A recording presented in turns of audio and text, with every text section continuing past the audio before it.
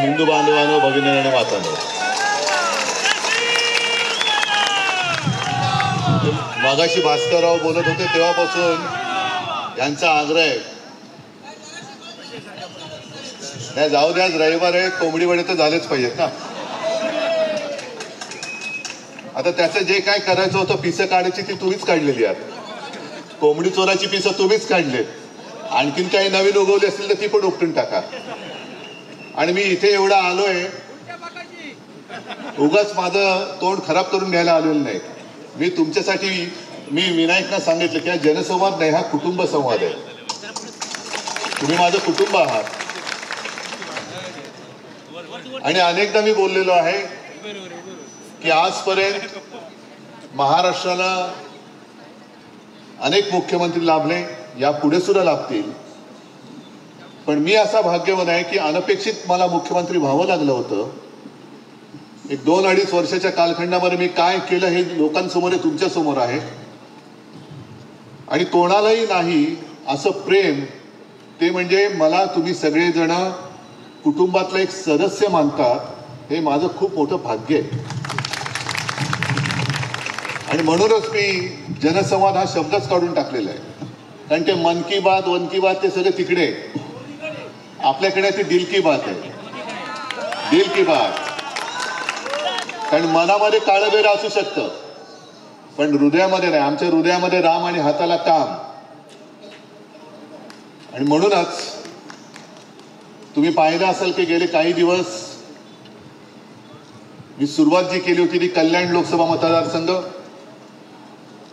परवा 2 दिवस होतो रायगड मतदारसंघ लोकसभा, आज हा सिंधुदुर्ग रत्नागिरी मतदारसंघाचा मी संवाद तुमच्याकडून सुरू करतोय. म्हणजे चांदा ते बांदा म्हणतात, मी बांद्यापासून चांद्यापर्यंत जाणार आहे. मी बघतोय मुद्दा म्हणून शिवसेना कोणाची, शिवसेना कोणाची, मी तेच तुम्हाला विचारायला आलेलो आहे. आणि आज देखील सगळेजण, म्हणजे इथला डबल गद्दार, नाव घ्यायची गरजच नाही, हे काही काही त्यांची नावच होतात. त्यांना सत्तेची खुर्ची मिळाली, ऊब मिळत असेल, पण गद्दारीचा शिक्का त्यांना आणि त्यांच्या कुटुंबियांवरती जो कपडा लागलेला आहे तो कधी आयुष्यात ते पुसू शकत नाहीत. आपल्याकडे आले होते, मी एका अपेक्षेने घेतलं होतं. मला वाटलं होतं माणूस बरा दिसतोय.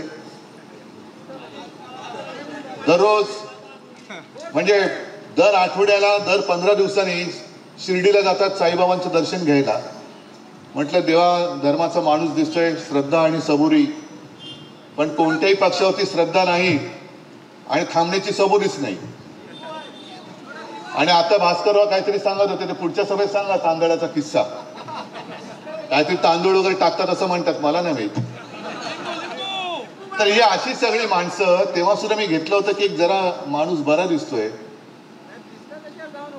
पण कसं काय आणि कसं काय, कारण बाहेरून आल्याबरोबर त्याला उमेदवार दिली, तुम्ही सुद्धा निवडून दिलं, मी त्याला तेव्हा मंत्री केलं. पण पुन्हा ते आहे ते गद्दारी नसा नसा भिडली म्हटल्यानंतर गद्दार तो गद्दार असतो, कधी इमानदार होऊच शकत नाही, होऊच शकत नाही. मी आता विमानतळावरती उतरल्यानंतर काही पत्रकार आले होते तिकडे, तिथले काही समोर आले असतील, अमुक ह्याच्यावरती बोला, तमुक ह्याच्यावरती बोला. परवा जो एक गोळीबार झाला, आला ना तुमच्यापर्यंत आवाज, कोणी केला हे आता, म्हणजे तुम्ही लक्षात घ्या की शिवसेनेने कोकणला कसं वाचवलं आणि तुम्ही सुद्धा कसे वाचलात. तेव्हा जर का विनायक राऊत आणि आपले सगळे लोक तुम्ही निवडून नसते दिले तर आज कोकणची काय हालत झाली असती. त्याच वेळेला तुम्ही गुंडांना चेचून टाकलं, ठेचून टाकलं. आता जी काय वळवळ एका मतदारसंघात राहिले ती सुद्धा या वेळेला सुपडा साफ करून टाकायची. हे गुंडांचा सुपडा साफ नाही, कोकण एकदम साफ करून टाकायचं. जसं मध्ये मोदीजींचे फोटो आले ना मंदिरात साफसफाई करताना, चकचकीत लादी, अरे फोटो आहे, मी ते तुम्हाला सांगतोय. फोटो म्हणजे लादी चकचकीत, आजूबाजूला कोणीही नाही, आणि हे घेऊन लादी पुसतायत किंवा लादी खराब करतायत, लादी पुसतायत. तसं तोच झाडू घेऊन यावेळेला जो एक मतदारसंघ राहिला आहे तिकडनं सुद्धा ही घाण साफ करून टाकायची. इथून तर करायचीच आहे, सावंतवाडीत तर करायचीच, आणि बाजू सुद्धा एक जी आहे ती करायचीच. बाकी वैभव तर बसलेलंच आहे, त्यांनी गेल्या वेळेला साफ केलेली आहे. आणि तुमच्या आशीर्वादाने विनायक राऊतांनी लोकसभेत सुद्धा साफ करून टाकलेलं आहे. गणपत गायकवाडीने जो गोळीबार केला त्याचं पटकन ते व्हिडिओ चित्रीकरण बाहेर आलं. कोणी मागितलं होतं? सीसीटीव्ही फुटेज कोणी मागितलं होतं? आलं. मी मुद्दामून तुम्हाला या गोष्टी सांगतोय कारण कोणी न मागता गणपत गायकवाडीने केलेल्या गोळीबाराचं सीसीटीव्ही फुटेज हे तुमच्यापर्यंत पोहोचलं. पण लबाडाने जो एक निकाल दिला आणि शिवसेना मिंद्याची सांगितली, यांची शिवसेनेची घटनाच नाही, शिवसेनेमध्ये पक्षप्रमुख पदच नाही, मग ती सुद्धा जी आम्ही फिल्म दाखवली त्याचे चित्रीकरण आमच्याकडे नाही मागितलं, आयोगाकडे मागितलं. आयोगाने सांगितलं आमच्याकडे नाही, आणि ते चित्रीकरण आम्ही जनतेच्या न्यायालयात तुम्हाला समोर ठेवलेले. हा फरक लक्षात घ्या. हे जरा मला बोलू दे ना जरा थोडा वेळ. तर हे चित्रीकरण दाखवावं लागलं. पण गणपत गायकवाडांचं चित्रीकरण हे कोणीही न मागता दिलं सोडून. आणि गणपत गायकवाडांचं जे काही चित्रीकरण आहे सीसीटीव्ही फुटेज गरजच नाही, कारण गणपत गायकवाडांनी कबूलच केलेलं आहे की होय मीच याला गोळ्या घातल्या, आणि गोळ्या का घातल्या त्याची चौकशी होणार आहे की नाही. मी गणपत गायकवाडांची बाजू घ्यायला आलेलो नाही, अजिबात नाही. पण गणपत गायकवाडांनी सांगितलं की हा मिंदे जर का राज्याचा मुख्यमंत्री असेल तर या राज्यात गुंडांची पैदास होईल. आणि या मिंदेनीच मला गुंड बनवलं. कारण ज्या वेळेला पोलीस स्टेशनच्या आवारात गणपत गायकवाडांच्या मुलाला धक्काबुक्की झाली, मारहाण झाली, तेव्हा पिसाळून एक बाप म्हणून मी गोळीबार केला असं गणपत गायकवाडांचं स्टेटमेंट आहे. आणि त्याहीपेक्षा पलीकडे जाऊन एका जागेचा वाद असेल कोण बरोबर कोण चूक न्यायालय ठरवेल. भाजपा में आ जाओ आपको पद मिलेगा, मोदी गॅरंटी आहे. 19 तारखेला येतात मोदीजी, बघू. या पद्धतीने तुम्ही जर का कारभार करणार असाल तर कठीण आहे. मोदीजीने मला एकच सांगायचं की मोदीजी आम्ही तुमचे शत्रू नव्हतोच, आजही शत्रू नाहीच, आम्ही तुमच्या सोबत होतो, शिवसेना तुमच्या सोबत होती. गेल्या वेळेला आम्ही युतीचा प्रचार केला होता, आमचे विनायक राऊत आणि सगळे इथून जे निवडून आले म्हणून तुम्ही तिकडे पंतप्रधान बसलात. पण नंतर तुम्ही आम्हाला दूर टाकलं. आज देखील आम्ही हिंदुत्व सोडलेलं नाही, सोडू शकत नाही. भगवा झेंडा आमचा कायम आहे. पण या भगव्या झेंड्यामध्ये छेद मारण्याचं काम भाजपा करतंय. मोदी साहेब, हे सगळी तुमची जी काही पिलावळ आहे ना, यांनी जर का आजपर्यंत देशाचं काम केलं असतं तर तुम्हाला ही पक्ष फोडाफोडीची वेळच आली नसती. लोकांनी पुन्हा तुम्हाला डोक्यावर घेऊन निवडून दिलं असतं. सगळे ED, income tax, CBI, police, जरा देशामध्ये फिरा ना. आम्ही जसे फिरतो तसे फिरा. उद्धव ठाकरे काय कोकणवासी काय म्हणतायत हे इथे विनायकजी तुम्ही सांगितलं. मी या काय काय गोष्टी मी आता लक्षात पण ठेवलेलं नाही. कोकणासाठी मी काय केलं. मेडिकल कॉलेज परमिशन दिली ना की नाही दिली? त्याच्याही आधी मी एका मेडिकल कॉलेजला परमिशन दिली होती. आता मला काय माहिती तिकडे मेडिकल कॉलेज उघडले तर कोंबड्या ठेवायचं कारखाने उघडले, गोरामने उघडले. पण मी पक्ष नाही पाहिला, माणूस नाही पाहिला. माझ्या कोकणामध्ये एखादी चांगली गोष्ट होत असेल तर कोणी असेल माझी जबाबदारी आहे, मी त्याच्या आड येणार नाही. चांगल्या गोष्टीच्या आड मी कधी आलेलो नाही, येणार नाही. अगदी माझ्या विरोधकांनी ती करत असला तरी मी आलेलो नाहीये. ही वृत्ती आहे आमची. याला शिवशाही म्हणतात. पण हे सरकारचं मेडिकल कॉलेज होऊ नये म्हणून कोण तिकडे जाऊन बसलं होतं, झारीतले शुक्राचार्य कोण होतं, याचं नाव मला घ्यायला लावू नका. मला थेट त्या मग आरोग्यमंत्र्यांशी बोलावं लागलं, मनसुख मांडविया, कारण ते माझ्या परिचयाचे आहेत. मी त्यांना बोललो आणि त्यांना सांगितलं की तुम्ही अशा आडकाठ्या आणू नका. तुमचा कोणतरी बोलतोय म्हणून तुम्ही माझ्या जनतेवरती का अन्याय करता. एक तर स्वतः काही करायचं नाही, दुसऱ्याला काही करू द्यायचं नाही, आणि दुसरं गटार फुटल्यासारखं बडबडत राहायचं. त्यांच्या नादी कोणी लागत नाही आणि लागू सुद्धा नका. विसरून जा त्यांना, ते कधी होते हे सुद्धा आता मनात ठेवू नका, कारण त्यांचा काडीचाही उपयोग आता कोकणाला आणि राज्याला राहिलेला नाही. विसरून जा. आज मी तुमच्या समोर आले ते एवढ्यासाठी आलेलो आहे की अजूनही निवडणुकीचं रणशिंग फुंकलं गेलेलं नाहीये. निवडणुकीचा नारळ जेव्हा फुटेल, प्रचाराचा नारळ फुटेल, तेव्हा या मतदारसंघामध्ये मी येणारच आहे, परत येईनच, तो काय प्रश्न नाहीये. आणि मला खात्री आहे मी नुसता प्रचारालाच येणार नाही, तर विजयाच्या सभेला सुद्धा मी येणार आहे. मी विजयाच्या सभेला येणार, कारण कोकण माझं आहे, कोकण माझं आहे. सगळे कोकणवासी जे आहेत, तुमच्यावरती त्यांनी जुलूम जबरदस्ती तेव्हा केली होती, तरी देखील तुम्ही ताठ पाण्याने उभे राहिलात. आणि मला आठवत आहे की एक काळ मधला असा होता की गुंडागर्दीचं इकडे थैमान होतं.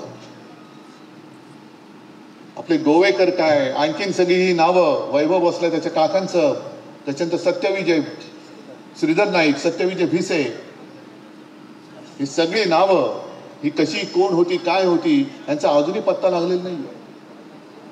पण तेव्हा जर का तुम्ही कीड चिरडली नसती तर ही परंपरा, ही यांची घराणेशाही, गद्दारांची घराणेशाही ही आज पण चालू राहिली असती.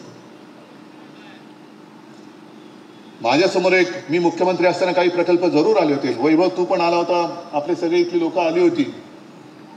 मग पर्यटनाबद्दल असेल, आदित्य तेव्हा पर्यटन मंत्री होता, कोकणाला चांगला सागर किनारा लाभलेला आहे, त्याच्यासाठी सुद्धा आपण एक धोरण ठरवत होतो. आणि पर्यटनासाठी एक असा प्रकल्प माझ्या समोर आला होता. मी म्हटलं याची खातरजमा करा आणि गो अहेड. कोणता प्रकल्प होता? पाणबुडी पर्यटन प्रकल्प, सबमरीन. मी गो अहेड दिला त्याला. दुर्दैवाने यांनी गद्दारी करून सरकार पाडलं आणि मधल्या काळामध्ये एक नौदल दिन साजरा झाला, इकडेच किनाऱ्यावरती झाला होता ना, मालवणला, म्हणजे आपल्याच किनाऱ्यावरती. मला पण बरं वाटलं की अरे, अटलजींच्या सुद्धा जे लक्षात आलं नाही ते यांच्या लक्षात आलं. आणि नौदल दिन प्रथमतः मला माझ्या माहितीप्रमाणे कोकणामध्ये साजरा झाला. सगळं तो आपला काय ती शक्ती प्रदर्शन झालं, प्रधानमंत्री आले.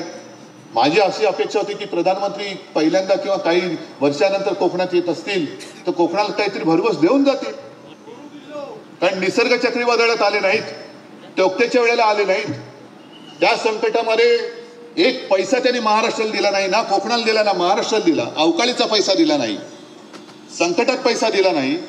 आता महाराष्ट्र आपल्या ताकदीवरती उभा राहतोच.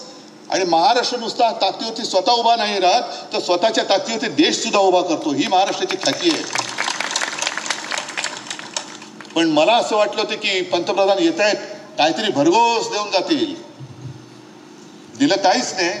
जाताना पाणबुडी, तो सबमरीन प्रकल्प गुजरातला घेऊन गेले. म्हणजे तुम्ही येताय, आता मला अशी भीती वाटते की ते आता महाराष्ट्रात वारंवार यायला लागलेत. देण्यासाठी येत नाही येत. मला भीती असे वाटते की जिथे येतात तिकडनं काय ते गुजरातला घेऊन जाण्यासाठी येतात की काय इकडे चल दे, काय इकडे घे. हे असे पंतप्रधान आपल्याला पुन्हा पाहिजेत. मी मुद्दामून, कारण हे पाठ करून बोलणं फार अवघड आहे.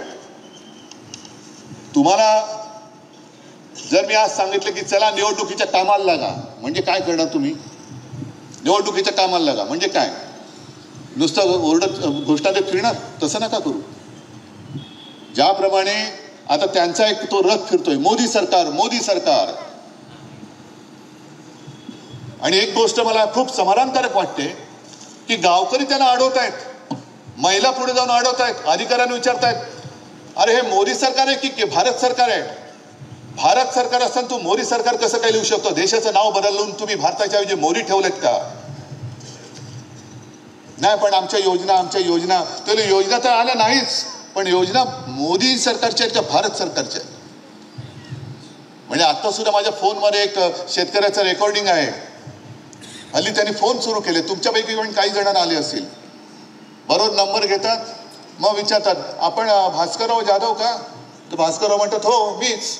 हा, काय तुमच्याकडे तुम्हाला केंद्राच्या योजना कळल्यात का? हो कळल्यात. मग तुम्ही पुन्हा भाजपला मतदान कराल का? पण तो जो शेतकरी विदर्भातला त्यांनी सांगितलं की ताई ऐका, मी आजपर्यंत भाजपला मत देत आलो, जरूर देत आलो, पण आम्हाला काय मिळालं? मग इकडे तो विषय नाही, पण विदर्भातला आहे. सोयाबीनचा त्यांनी भाव सांगितला की 14 साली काय होता आणि आता काय आहे. तुमचं आयात निर्यात धोरण हे कसं आमच्या शेतकऱ्याच्या मुळावर येत आहे. आणि हे सगळं 10 वर्ष मी अनुभव घेतल्यानंतर एक वेळ मी माझ्या मुलाबाळांचं आत्महत्या करेन पण पुन्हा भाजपला मत देणार नाही, हे तो शेतकरी सांगतोय. हे साध्या शेतकऱ्याचं म्हणणं आहे. आणि म्हणून मी तुम्हाला सांगतो की तुम्ही आज या सभेसाठी एकत्र आलात. ही सभा आहे, या सभेमध्ये तुम्ही एकमेकात चर्चा नाही करत, पण जेव्हा तुम्ही गावात जाल तेव्हा गावावरती, पारावरती, वाड्यांमध्ये पारावरती झाल्यानंतर कुठे चहाची टपरी असेल, ज्याप्रमाणे 2014 साली भाजपने एक कार्यक्रम केला होता, चाय पे चर्चा. आता आपण उलट करायचं, होऊन जाऊ दे चर्चा. आणि प्रत्येक गावकऱ्यांना, महिला असतील महिलांनी महिलांना विचारायचं, पुरुषांनी पुरुषांना, तरुणांना तरुणांनी. कारण आता जो अर्थसंकल्प सादर केला निर्मला सीतारामन बाईंनी, आम्ही आता देशामध्ये 4च जाती मानतो, एक तरुण, एक महिला, एक गरीब आणि शेतकरी. हे 4ही वर्गांना मी सांगतोय की तुम्ही एकमेकांमध्ये बोला. आणि तुम्हाला गेल्या 10 वर्षांमध्ये म्हणजे मोदींनी जी एक योजना जाहीर केली होती 14 साली, की आम्ही प्रत्येक शेतकऱ्याला प्रत्येक एकरात त्याच्या पिकाप्रमाणे किती खर्च झाले तो काढणार, त्याच्यामध्ये मग आणखीन 50% नफा असं काहीतरी त्यांनी धरला होता, तो त्याच्यात ऍड करणार आणि तो जी रक्कम येईल ती हमी भाव शेतकऱ्याला देणार. त्याला माझं आव्हान आहे, या कोकणामध्ये तसे मराठवाडा विदर्भासारखे शेतकरी तसे नसतील, पण मी महाराष्ट्रामध्ये जो फिरणार आहे तो ह्याचसाठी फिरणार आहे की शेतकऱ्यांना बोला, तुम्हाला पीक विमा वेळेत मिळाला का, इथे काजू आहे, आंबा आहे, तुम्हाला कधी नुकसान भरपाई आता मिळाले का. बरं, पहिला प्रथम मी त्यांचं काही उडं काढण्याच्या आधी इकडे त्योक्तेचा फटका बसला होता की नव्हता बसला, निसर्गाचा बसला होता की नव्हता बसला, बसला होता ना. कारण मी आलो होतो तेव्हा इकडे निसर्ग चक्रीवादळाच्या वेळेला मला वाटतं मी आलो होतो. आणि त्यावेळेला मी मुख्यमंत्री असताना जी मी मदत केली होती ती तुम्हाला ज्यांचं नुकसान झालं होतं त्यांना मिळाली होती की नव्हती हे जाऊन विचारा, माझी तयारी आहे. पण हे नुसतं घोषणांचा पाऊस पडतायत आणि अंमलबजावणीचा दुष्काळ असेल तर दुष्काळात 13वा महिना असलेले मोदी सरकार आपल्याला नको, अजिबात नको. आम्हाला आता देशामध्ये 5वी बहुमताचं हुकुमशहाचं सरकार नको. आम्हाला इंडिया आघाडीचं मिलीजुली सरकार चालेल, कारण ते सगळ्यांना सांभाळून घेऊन पुढे जाणारं सरकार असेल. या ज्या काही योजना आहेत या योजना सुद्धा तुम्ही विसरला असाल. एकदा त्यांनी ते भास्करराव तुम्ही आहात, रमेश तुम्ही पण आहात, जे आमदार आहेत, मला वाटतं पहिलंच अधिवेशन असेल, देवेंद्र फडणवीसांनी ते काहीतरी भारूड केलं होतं ना, की त्या काय ती बसली ती गावं, एक 2 बसली, एक वसेची ना, एक होईची ना, ते तहीची ना. आणि मी त्याला उत्तर दिलं होतं, 15 लाख रुपये येत आहेत, 15 लाख रुपये यायची ना. विधानसभेच्या सभागृहात बोललो होतो. तसं ह्या ज्या काही घोषणा आहेत, जनधन योजना म्हणजे मला काय माहिती नाही कोणाला किती मिळाल्या, उज्ज्वला योजना, आयुष्यमान भारत योजना, प्रधानमंत्री भारतीय जन औषधी योजना, ही मुळामध्ये काँग्रेसची योजना होती, त्यांनी नाव बदलून परत दिलं. पंतप्रधान स्वनिधी योजना म्हणजे पंतप्रधानांचा स्वतःसाठी काही निधी असेल का, पीएम केअर फंडासारखा, कल्पना नाही मला, पण त्या योजनेचं नाव प्रधानमंत्री स्वनिधी योजना आहे. म्हणजे प्रधानमंत्रींचा स्वतःसाठी निधी आहे का, देव जाणे, असेल सुद्धा. जलजीवन मिशन योजना, पीएम किसान योजना, प्रधानमंत्री मत्स्य संपदा योजना. आता हा माझ्या कोकणाशी संबंधित भाग आहे. किती जण इकडे मासेमारीवरती किती जण आहेत, आपल्याकडे कोळी बांधव किती आहेत, त्यांना प्रधानमंत्री मत्स्य संपदा योजना याच्यातला किती लोकांना लाभ मिळाला. पण माझी माहिती अशी आहे की या योजनेचा जास्तीत जास्त लाभ हा गुजरातचा मिळालेला आहे. हे सगळं गुजरात गुजरात गुजरात. आम्ही काय असेच पडलेलो टोनगे. या पुढच्या ज्या योजना आहेत, स्वामित्व योजना, उडान योजना, आत्मनिर्भर भारत योजना, स्वच्छ भारत योजना, बेटी बचाओ बेटी पढाओ योजना, संसद ग्राम योजना, त्याच्यानंतर 100 जवळपास त्यांनी स्मार्ट सिटी करण्याचं सांगितलं होतं. किती स्मार्ट सिटी झाल्या देशामध्ये. हे निवडणुकीच्या कामाला लागा म्हणजे हे काम करा तुम्ही. नुसतं त्या निवडणुकीच्या तोंडावरती जर आपण गेलो आणि त्यांचे वाभाडे काढले तर लोक म्हणतील अरे हे बोलणारच कारण विरोधी पक्षात आहेत. तसं नाहीये. मी कोणाचाही विरोधक नाही, मी विरोधक हुकुमशहाचा आहे आणि मी विरोधक खोटारड्यांचा आहे. आजपर्यंत आम्ही तुमच्या सोबत होतो, 25-30 वर्ष राहिलो. आम्हाला वाटलं होतं की काहीतरी चांगलं होईल, पण चांगलं न होता जर तुम्ही आता सरकार म्हणजे काय, आपले ज्या वेळेला मनोज जोशी मुख्यमंत्री होते त्या सुमारास तुम्हाला सगळ्यांना कल्पना आहे, कारण बरेचसे तुम्ही मुंबईकर आहात, तुमचे नातीगोती मुंबईत आहेत. मुंबईमध्ये गँगवॉर फोफावलं होतं, गँगवॉर माहिती आहे ना. म्हणजे रेल्वे स्टेशनवरती पण गोळ्या घातल्या जायच्या. कोणी कोणाला दिवसा कधी बातमी आहे की आज ह्याला उडवलास, त्याला उडवलास, त्याला उडवलास, ह्याला उडवला. आणि आपल्या युती सरकारने ते गँगवॉर मोडून काढलं होतं. आता दुर्दैव असं दिसतंय या सरकारमध्येच गँगवॉर सुरू झाले. एक मिंदेची गँग, एक भाजपची गँग, तिसरी गँग अजून दिसायची ना, पण ती आहे. कारण ती 70,000 कोटीच्या त्या सिंचन घोटाळ्यात बुडलेली आहे म्हणून तिला डोकं नाही वर काढतायत. वर येत नाही, ती पाणबुडी सारखी खाली गेलेली आहे. पण हे गँगवॉर जर सरकारमध्ये होणार असेल तर मला मोदीजींना परत सांगायचे की मोदीजी, तुमच्या त्या सत्तेच्या हव्यासापायी तुम्ही भाजप इकडे संपवून टाकलात. विरोधी पक्षाला संपवायला निघालेत कारण नसताना. पण जे बाजार बुणगे, बेडकं आणि भेकड फाकड माणसं तुम्ही तुमच्या पक्षात घेतली, अगदी इथला सुद्धा जो गद्दार तुम्ही घेतला, भेकड माणूस, हिंमत नाही. या भेकडांना घेऊन, भेकडांची फौज होऊन तुम्ही माझ्या निष्ठावंतांच्या फौजेवरती चाल करून येताय. आणि तुमचा पक्ष शिल्लक राहिलाय कुठे? जर तुमचा उपमुख्यमंत्री आहे, देवेंद्रने मला सांगायचे की तुम्ही पाव उपमुख्यमंत्री झालात, पुन्हा येईन घोषणा करताना मोठे होतात. म्हणजे आता तुम्ही त्याला काय म्हणता? मी नाही म्हणत. म्हणजे घोषणा करताना काय होते आणि आता झाले चिराट. म्हणजे एवढं ते काय टरबूज, त्याचं झालं चिराट. तरी तुम्हाला काय पटत नाही, तरी तुम्ही अजूनही धंदे करताय फोडाफोडीचे. अहो, रात्र जागून मी आजारी असताना, मी जेव्हा काही हालचाल करू शकत नव्हतो, तेव्हा तुम्ही हुडी वगैरे घालून या सगळ्या काळ्या रात्रीच्या ज्या काही करामती केल्या त्या तुमच्या पक्षावरती उलटल्या जातात. तुमचा पक्ष संपलाय, तुमचा पक्ष संपलाय. माझी शिवसेना आहे तिकडे ते उलटा आणखीन वाढले, फोफावले, आणखीन फोफावले. जिथे जातोय तिथे माझ्यासोबत लोक येत आहेत. आणि विशेष म्हणजे हिंदू तर आहेच, पण रायगडच्या 2 दिवसाच्या दौऱ्यात मोठ्या प्रमाणात मुस्लिम लोक बरोबर आले होते. कारण त्यांना पण कळते की अरे यांचं हिंदुत्व वेगळं आहे. यांचं हिंदुत्व म्हणजे धर्मामध्ये आगी लावणार हिंदुत्व नाहीये. आमचं हिंदुत्व हे घरातली चूल पेटवणार हिंदुत्व आहे आणि तुमचं हिंदुत्व हे घर पेटवणार हिंदुत्व आहे. आणि म्हणूनच मी हा संवाद दौरा सुरू केलेला आहे. कारण तुमच्याशी तुम्हाला कळलं पाहिजे की अरे आहे कोणतरी यांच्याशी लढणार आहे. ही लढाई मी लढतोय, ही लढाई तुमच्या ताकदीवरती लढतोय, तुमच्या भरोशावरती, तुमच्या आशीर्वादावरती. अजूनही भारतीय जनता पक्षाला कळत नाही की हा उद्धव ठाकरे एकटा याचा पक्ष फोडला, पक्ष चोरला, निशाणी काढली. यांच्या लोकांवरती आम्ही ईडी, इन्कम टॅक्स, सीबीआय सगळं लावतोय, तरी सुद्धा उभा कसा? कारण उद्धव ठाकरेचा जीव हा समोर बसलेला आहे. उद्धव ठाकरेची ताकद ही समोर आहे. आणि ही ताकद, यांचं संरक्षक कवच जोपर्यंत हे माझं वडिलोपार्जित कवच आहे. होय, मी घराणेशाहीचा वारसा घेऊन पुढे चाललेलो आहे. आणि हे जोपर्यंत माझ्या सोबत आहे तोपर्यंत असे किती गद्दार होत, मला त्याची पर्वा नाही. कारण गद्दारांना गाडण्याची मला गरजच नाही. तुम्हीच बसलेत तिथल्या तिथे चिराट्यासारखं ते फोडून टाकाल तुम्ही. आणि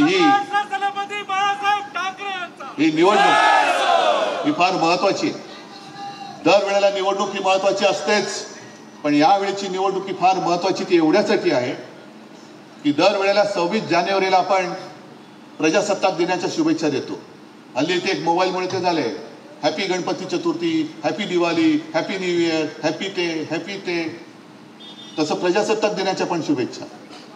मला फक्त एवढीच धास्ती की जर यावेळेला पुन्हा हे राक्षस तिकडे बसले ज्यांनी गँगवॉर आज मुंबईमध्ये सुरू केलेले आहे, हेच जर का पुन्हा तिकडे बसले तर पुढचा 26 जानेवारी उजाडणार नाही, प्रजासत्ताक दिन असणार नाही. तो हुकुमशाह सत्ताक दिन आल्याशिवाय राहणार नाही.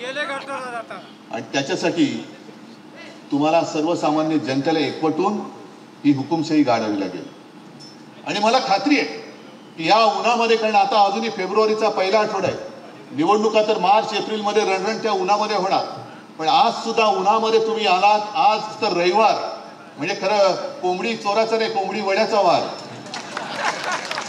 तरी देखील तुम्ही आलात म्हणजे तुम्ही निश्चयाने आलेला आहात. अनेकदा आपण टीव्हीवरती बघतो की यांच्या बैठकीमध्ये, मीटिंगमध्ये खुर्च्याच खाली असतात. आमच्याकडे जे उभे आहेत त्याला खुर्च्याच नाही आहेत, कारण इकडे एक सुद्धा भाड खाऊ नाही आलेला. इकडेच कुठे भारत आलेले नाही. माझ्याकडे खाण्याची माणसं नसतात. माझ्याकडे रक्ता मांसाची आणि माझ्या हृदयाशी जोडली गेलेली माणसं असतात. आणि या सगळ्या तुमच्या माझ्या हक्काच्या, नात्याच्या, रक्ताच्या जनतेवरती भरोसा ठेवून मी लढाईला उभा राहिलेलो आहे. सोबत राहणार आहात? सोबत राहणार आहात? पण ज्या पद्धतीने त्रास देत आहेत, जुन्या जुन्या केसेस बाहेर काढतायत, अरे काढा, थोडे दिवस आहेत, नंतर आमचे दिवस येतील तेव्हा बघा कशी तुम्हाला. जाऊ दे, आता काही शब्द बाळासाहेबांचे आठवतात पण मला बोलता येत नाही. उद्धवसाहेब ठाकरे आमची ठीक आहे. आम्ही सोबत आहोत. चक्रीवाढ व्याजासह, भास्करराव म्हणतात व्याजासह चुकता करू, म्हटलं नाही, चक्रीवाढ व्याजासह. आणि एकदा असं त्यांचं डिपॉझिट जप्त करायचं की सगळं सावंतवाडी विधानसभा असेल, हा सिंधुदुर्ग रत्नागिरी असेल, इकडे जे आपल्या अंगावरती आले त्यांचं नाव पुढची पिढी विसरून गेली पाहिजे. आहे तयारी? ठीक आहे, सगळ्यांना शुभेच्छा देतो. जय हिंद, जय महाराष्ट्र. लोकशाही मराठी ऐका, पहा, जागरूक रहा.